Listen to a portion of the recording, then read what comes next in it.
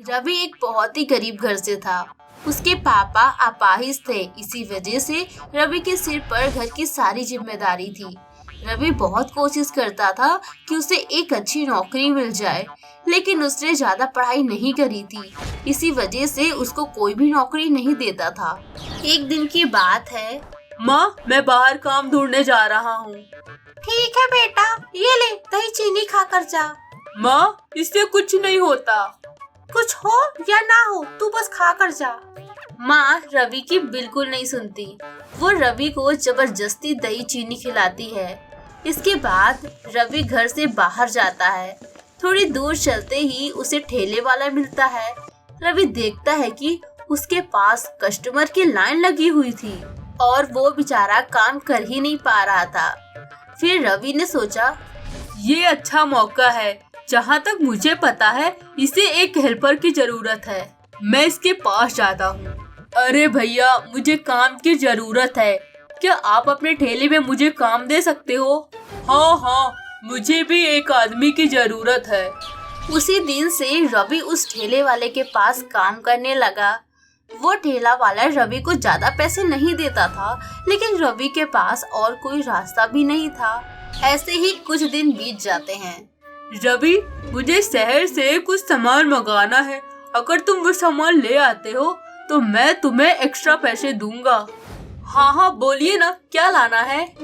मैंने लिस्ट बना दी है। तुम मुझे अपना नंबर दो, मैं उसमें तुम्हें भेज देता हूँ। नंबर? लेकिन मेरे पास तो फोन नहीं है। ये क्या बोल रहे हो? आजकल तो हर किसी के पास फोन है, और इस डिजिटल जमाने में तुम्हारे पास फोन नहीं है? साहब, हमारे घर में खाने के लाले पड़े हुए हैं। ऐसे में मैं फोन कैसे खरीद सकता हूँ? देखो रवि, मैं सिर्फ तुम्हें इतना बता रहा हूँ, अगर तुम्हारे पास फोन है तो तुम अच्छे खासे पैसे कमा सकते हो। फोन मेरे पास भी है, लेकिन मेरे पास समय नहीं है। मुझे अपना ठेला भी संभालना होता है। लेकिन मैं तुम्हें कुछ ऐसी चीजें बताऊंगा जिससे तुम अपने फोन से पैसे कमा सकते हो। बाकी मैं तुम्हें सामान की लिस्ट दे देता हूँ। रवि लिस्ट लेकर शहर की ओर चल पड़ा, लेकिन उसके दिमाग में सेठ की बात अभी भी घूम रही थी। उसे एक फोन चाहिए था, लेकिन वो घर से नहीं मांग सकता था क्योंकि उसके मम्मी पापा भी उसी पर निर्भर थे। उसकी कमाई उतनी नहीं हो रही थी कि वो एक फोन खरीद सके। रवि ऐसे ही परेशान होकर शहर पहुंचा। जिस फैक्ट्री में उसे सामान लेना था, वहां पर जाकर उसने सामान लिया। वो पैदल ही नदी के बगल से गुजर रहा था कि तभी उसने देखा नदी में एक फोन पड़ा हुआ है। अरे, ये नदी में फोन पड़ा हुआ है, मैं इसे निकालता हूँ। रवि धीरे धीरे संभल कर नदी से वो फोन निकालता है। रवि ने जब उसे चालू किया, उसने देखा तो वो चल रहा था क्योंकि वो आईफोन था। रवि बहुत खुश हुआ। अरे वाह, ये तो आईफोन है। मानना पड़ेगा, भगवान जब देता है तो छप्पड़ फाड़ कर देता है। रवि सामान और उस आईफोन को लेकर अपने सेठ के पास पहुंचा।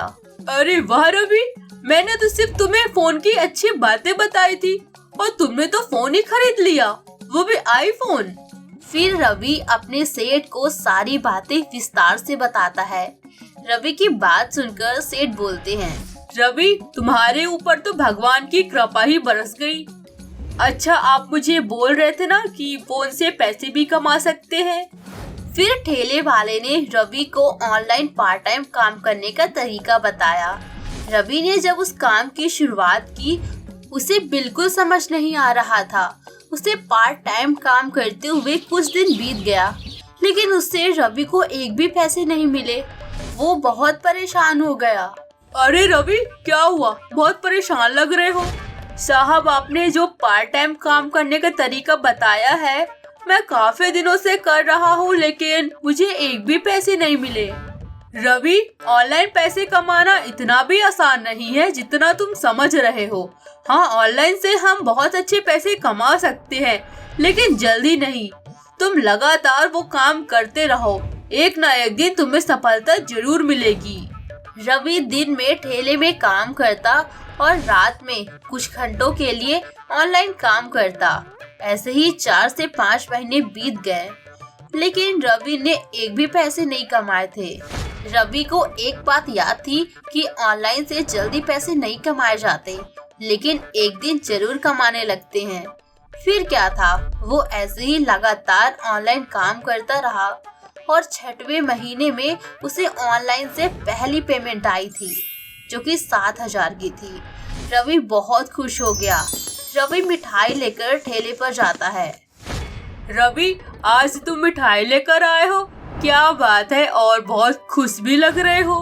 हाँ साहब, क्योंकि कल रात को ऑनलाइन से मेरी पहली कमाई हुई थी, जो कि 7,000 की थी।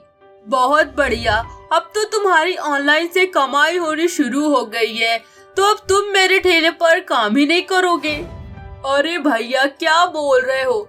जब पूरी दुनिया ने साथ छोड़ दिया था, उस समय आप ही थे जिसकी वजह से मेरे घर में चूल्हा जलता था।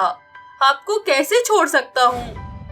रवि ऐसे ही दिन में ठेले पर काम करता और रात में अपना ऑनलाइन का काम करता। देखते ही देखते रवि की महीने की कमाई बहुत ज्यादा होने लगी। रवि ने अपने पापा का इलाज अच्छे अस्पताल में करवाया और उसके पापा बिल्कुल ठीक हो गए। बेटा, अब तुम घर में ही बैठकर अपना ऑनलाइन का काम संभालो। ठेले पे तुम्हारे बदले मैं चला जाऊंगा। ऐसे ही दोनों पापा बेटे काम करते थे। रवि ने खुद का भी स्टॉल खोल लिया, जिसमें उसने फास्ट फूड रखा था। रवि की फास्ट फूड वाला स्टॉल जमकर चलता था और रवि घर में ऑनलाइन का काम करता था। देखते ही देखते वो लोग बहुत पैसे वाले बन गए। रवि का फास्ट फूड वाला स्टॉल उसके पापा संभालते और रवि अपना ऑनलाइन का काम करता। दोस्तों, इस कहानी से हमने ये सीखा, अगर सही चीज का सही तरीके से इस्तेमाल किया जाए तो हम कहां से कहां तक पहुंच सकते हैं। उम्मीद करती हूँ आपको ये वीडियो बहुत पसंद आया होगा। ऐसे ही और मजेदार वीडियो देखने के लिए चैनल को सब्सक्राइब करके बेल आइकन दबाना मत भूलना।